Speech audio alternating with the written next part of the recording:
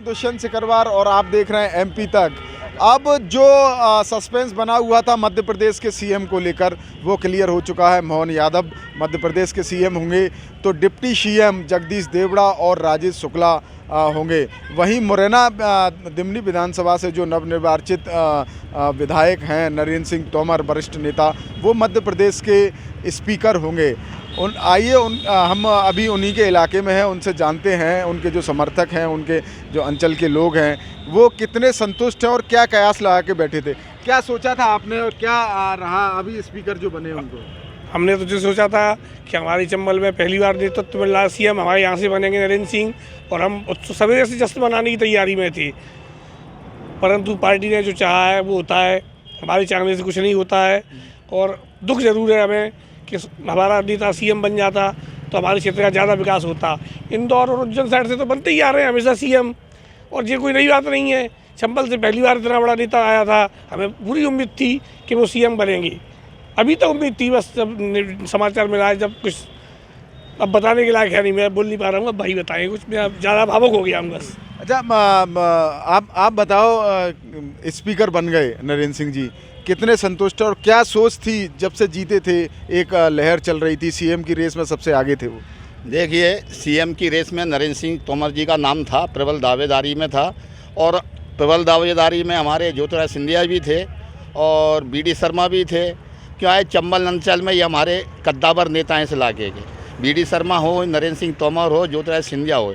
हमारा मत ये था, हमने पूरी आशा 100% ये लगाई थी कि इनसे बाहर नहीं जाएंगे सीएम, और सीएम इनमें से कोई चुना जाएगा। अगर इनमें से सीएम चुनते तो हमारे चंबल संभाग में काफ़ी खुशी की लहर दौड़ती, क्योंकि अभी तक हमारे अंचल का सीएम बन भी नहीं पाया है यहाँ। ठीक है, अच्छा है, शिवराज सिंह जी ने भी अच्छे काम करे थे, लेकिन पार्टी का बदलाव था, उन्होंने बदलाव किया, बहुत अच्छा शासन बीजेपी ने चलाया। लेकिन हम तो सीएम के बारे में यही कहेंगे, नरेंद्र सिंह जी का पहला नाम उनका प्रपोजल होना था और वो नहीं कर पाए। ये उनकी पार्टी की व्यवस्था है, क्या उनने सोचा था। हम तो चाह रहे थे ज्योतिराज सिंधिया जी को भी बना देते, या बीडी शर्मा भी हमारे जहाँ चंबल अंचल के हैं। इन तीनों में से कोई ना कोई हम तो आशा लगाए बैठे थे। अच्छा, आप बताओ, नरेंद्र सिंह जी को स्पीकर बनाया, सीएम की रेस में भी थे वो, लेकिन सीएम ना रहते हुए और स्पीकर बने, जबकि जीते वो सीएम पद के दावेदार के रूप में ही थे। देखिए, चंबल अंचल की जनता ने नरेंद्र सिंह जी को इसी उद्देश्य से अच्छे मतों से जिताया कि पहली बार इतिहास में चंबल अंचल से एक मुख्यमंत्री बनता और चंबल का कहीं ना कहीं पुरजोर विकास होता, क्योंकि केंद्रीय मंत्री जैसे पद पर वो सुशोभित कर चुके हैं, और वहाँ से लौट के जनता यही चाहेगी कि सीएम हमारे अंचल से हो। तो कहीं ना कहीं चंबल क्षेत्र की जनता अपने आप को ठगा हुआ महसूस कर रही है कि कहीं ना कहीं ये भारतीय जनता पार्टी ने कम से कम चंबल की जनता को ये निराशा के समंदर में भेज दिया है कि ये कहीं से कहीं तक ठीक नहीं हुआ। स्पीकर तो बनाया, लेकिन नहीं, स्पीकर बनाया, ये खैर इतनी तो उनकी काबिलियत थी, ये पद तो उनको मिलना ही मिलना था। मगर जो चंबल क्षेत्र की जनता ने सोचा था वो यही सोचा था कि प्रदेश का अगला मुख्यमंत्री चंबल अंचल से होगा और वो नरेंद्र सिंह तोमर होंगे। अच्छा, 2 बार प्रदेश अध्यक्ष भी रहे वो और 2 बार केंद्रीय मंत्री, और कई बार मध्य प्रदेश में भी मंत्री रहे हैं। क्या लगता है इतने बड़े अनुभव के बावजूद सीएम पद की रेस में और फिर सिर्फ स्पीकर? अपना कहना था कि अगर बॉस नरेंद्र सिंह तोमर जी अगर सीएम बने होते, और हालांकि उनने मेहनत में कोई कमी नहीं छोड़ी है, जहाँ जहाँ गए हैं 2-2 बजे तक आ रहे हैं, 3-3 बजे तक आ रहे हैं, और पार्टी का एक भी ऐसा कोई काम नहीं होगा जो उनसे बिछड़ा होगा, चाहे कहीं पे भी हों। पर हालांकि अगर चंबल संभाग में आज वो सीएम बन जाते तो कम से कम रोज़गार भी होता, कुछ हम लोग भी बैठे हुए हैं थोड़ा सा, तो नौकरियां मिल जाती। कुछ लोग जो महिलाएं बैठी हुई हैं परेशान हो जाती हैं, उनके लिए सब मददें हो रही हैं, और वो अपनी तरफ से खुद इलाज वगैरह सब कुछ भी करवा रहे हैं। और पूरी इतनी मेहनत होने के बाद भी फिर उनको छोटा सा ये पद दे दिया गया है। चलो, अपन सोच रहे थे सब लोग सुबह से हंसी खुशी थी कि हमारे केंद्रीय मंत्री जी सीएम बनेंगे, पर ऐसा पार्टी ने सोचा नहीं, और ना पूरी मेहनत का वो फल मिल पाया जो किया था उन्होंने। जब मेहनत के अनुसार फल नहीं मिल पाया, क्या मानते हैं आप? चंबल की धरा पर रोष तो है, पर माननीय के जीवन में एक नया अध्याय भी चालू हुआ है। पार्षद बने, विधायक बने, मंत्री बने, फिर सांसद बने, प्रदेश अध्यक्ष बने, राष्ट्रवाद सांसद बने, महासचिव भी रहे, प्रभारी भी रहे। तो उनके जीवन में एक नया अध्याय चालू हुआ है, उसकी अच्छी शुरुआत है। भारतीय जनता पार्टी ने अच्छा दायित्व दिया है, उसको निर्वहन करेंगे और आगे जो पार्टी तय करेगी उसका भी वो पालन करेंगे। पार्टी के संगठन के नेता हैं वो। सुबह से हम गांव में भी थे तो गांव के लोग कह रहे थे यहाँ से ज़्यादातर युवा पलायन करता है रोजगार के चलते। अगर वो सीएम बनेंगे तो रोजगार की संभावनाएं होंगी, विकास होगा और होंगे, क्योंकि जहाँ जहाँ सीएम बने वो अपने क्षेत्रों में विकास कराते हैं। संपूर्ण मध्य प्रदेश का तो कराते ही हैं, लेकिन अपने क्षेत्र में ज़्यादा ध्यान देते हैं। तो ऐसा फिर एक बार वंचित रह गए अपन लोग? वंचित नहीं रह गए हैं। वरिष्ठ नेताओं का नेतृत्व है, वो ऊंची लेवल की बातें हैं, वो बात करेंगे। माननीय जी से नए सीएम जो बने हुए हैं मोहन सिंह यादव जी, उनसे वो बात करेंगे और रोजगार की जो बातें हैं तो उसको लिए चंबल की धरा पे कुछ ना कुछ रोजगार वो की व्यवस्था करेंगे। जो बहुत बड़ी मांग है रोजगार की, तो उसके लिए तो वो वरिष्ठ नेतृत्व का वो बात करेंगे नेतृत्व। ऐसा अच्छा, आप युवा हो, रोजगार को लेकर कई संभावनाएं जताई जा रही थी। अगर सीएम बनते तो रोजगार बढ़ चढ़ के मिलता, इंडस्ट्री आती।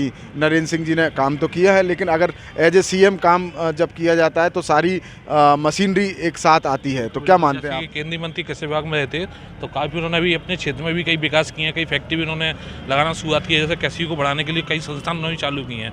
हालांकि केंद्रीय मंत्री अपने जो नेता हैं बहुत बड़े नेता हैं और उन्होंने बहुत से ऐसे पद, बहुत सी ऐसी सरकार में भी जो उन्होंने राज्य में चुनी है, मतलब उनका हर जगह उनका पद को उच्च रखा गया था। आज चंबल की जनता जो है हमेशा बीजेपी को सपोर्ट करती है, हमेशा बीजेपी करती है और चंबल की जनता को चाहता कि आज हमारा जो सीएम कैंडिडेट बने वो हमारा बने। बट कहीं ना कहीं ठीक है, पार्टी ने उनको जैसे ही बनाया तो हम उस पद को स्वीकार कर रहे हैं। बड़े मौका था चंबल की जनता के लिए, जिससे रोजगार मिलते, एक नया सीएम मिलता और अच्छा सीएम मिलता, एक अनुभवी सीएम मिलता। अच्छा, 2018 की अपेक्षा बीजेपी ने नरेंद्र सिंह तोमर और सिंधिया की मदद से यहाँ पर 18 सीटें जीती, बल्कि 2018 में मात्र 7 सीटें थी। तो ये बीजेपी को बढ़त थी, उसके बावजूद भी अंचल से सीएम नहीं। यही तो सोचनीय विषय है कि कहीं ना कहीं आपने जो भी अभी सीएम बनाए गए हैं ओबीसी चेहरा लिया है आपने, अच्छी बात है। मगर अगर चंबल से एक राजपूत मुख्यमंत्री बन जाते, और राजपूत क्या, वो तो पूरे चंबल के ही नेता हैं, बन जाते तो निश्चित तौर पे चंबल का एक अलग ही विकास की धारा उसको मिलती और यहाँ का युवा रोजगार के लिए दर दर भटकने के लिए मजबूर नहीं होता। आप बताओ, आप ज्योतिरादित्य सिंधिया की भी बात कर रहे हैं, बीडी शर्मा की भी बात कर रहे हैं, तीनों की तिकड़ी ने अच्छी मेहनत की और अंचल से काफ़ी अच्छी सीटें गई, तो फिर अंचल को सीएम क्यों नहीं, सिर्फ स्पीकर? ये देखिए कि पार्टी की व्यवस्था है और हमको जहाँ पूरा विश्वास है। नरेंद्र सिंह जी वहाँ स्पीकर बन के बैठे हैं, विधानसभा अध्यक्ष बने हैं। ज्योतिरादित्य सिंधिया भी एक कद्दावर नेता हैं, उन पर भी बहुत वजनदार हैं। तो मोहन सिंह यादव जो को अपने हिसाब से टैकल करेंगे और हम अंचल का विकास करवाने की पुरजोर वो कोशिश करेंगे। हम उन पर पूरा भरोसा है। नरेंद्र सिंह जी हैं, बहुत कद्दावर नेता हैं। जैसे कि उन्होंने मुरैना की, हमारे खासकर मुरैना से सांसद रहे, उन्होंने मुरैना की तस्वीर बदलने का काम किया। जैसे हमारे मुरैना में कोई देखने ऐसी चीज़ खंडर पड़ी थी, पुरातत्व चीज़ थी, उन्होंने उभारने का काम किया, सौंदर्यीकरण किया। हमारे यहाँ मुरैना में संग्रहालय बनाया जो कि काफ़ी वर्षों से खंडर पड़ा था। कई प्रतिमाएँ लगाई उन्होंने, अटल जी की प्रतिमा लगाई, जार सिंह शर्मा जी की प्रतिमाएं मुरैना को दी और मिताब लिया है, पड़ाव लिया है। ये खंडर जो चीज़ें पड़ी थी उनका भी सौंदर्य पर्यटक स्थल बनाने का काम उन्होंने किया। ऐसा कोई नहीं है, राजस्थान को एमपी से जोड़ा, यूपी को एमपी से जोड़ने का काम किया। कई विभिन्न प्रकार के पुल उन्होंने बनवाए, कई विकास करे। आज जौरा की रोड आप देख लीजिए, हम 2-2.5 घंटे में सफ़र करते, आज हम 8 घंटे में जौरा पहुंच रहे हैं। काफ़ी डेवलपमेंट। तो फिर सीएम क्यों नहीं? सीएम के पूरे हकदार थे। हमारे अंचल का भी यही विश्वास था, हमको पूरा विश्वास था, हम विश्वास ही कर सकते हैं। सारे लोगों को ये पूरा अनुमान था कि नरेंद्र सिंह जी मुख्यमंत्री बनेंगे और कड़ी खुशी की लहर थी। और कहीं ना कहीं जनता ठगी है। हाँ, नहीं, अंचल की जनता ठगने का तो कोई मतलब प्रश्न नहीं है, लेकिन क्या है कि पार्टी की हाईकमान की व्यवस्था ने कुछ सोच समझ के अच्छा ही किया होगा। और आगे भी हम आज कहते हैं, हमारे कद्दावर नेता हैं बीडी शर्मा, यहाँ के हमारे यहीं अंचल के मुरैना की ज्योतिरादित्य सिंधिया हमारे चंबल संभाग से जुड़े हुए हैं। नरेंद्र सिंह जी हैं, सारे लोग मिलकर नहीं, और जो नए मुख्यमंत्री बने हैं मोहन यादव जी, उनको यहाँ चंबल संभाग की यादें दिलाएंगे, यहाँ के आकर्षित करेंगे, यहाँ के विकास वो लाएंगे। हम तो यही उम्मीद है मैं आज भी। अच्छा, नरेंद्र सिंह जी बड़े नेता तो है, कई विकास किए उन्होंने। एक सुबह से, बल्कि जब से वो चुनाव में मैदान में थे और जीतने के बाद अभी तक यही उम्मीद थी फुल एंड फाइनल है। सुबह से रेस में भी वो आगे चल रहे थे, सारी चीज़ें। सडनली जो फैसला आया वो आया मोहन सिंह यादव के लिए सीएम, और ये इनको स्पीकर बनाया गया। तो क्या मानते हैं कि अंचल में जो जीत बीजेपी को बढ़ कर मिली बहुमत के साथ, तो उसमें पब्लिक के साथ ठगी? बिल्कुल पब्लिक के साथ ठगी हमें तो महसूस हो रही है कि पब्लिक के साथ ठगी हुई है, क्योंकि जो दिल्ली से लाके यहाँ उतारे थे उसी दिन से क्लियर था कि नरेंद्र सिंह सीएम बनेंगे और चंबल का उद्धार होगा। और अब एक बार फिर चंबल पीछे चला जाएगा।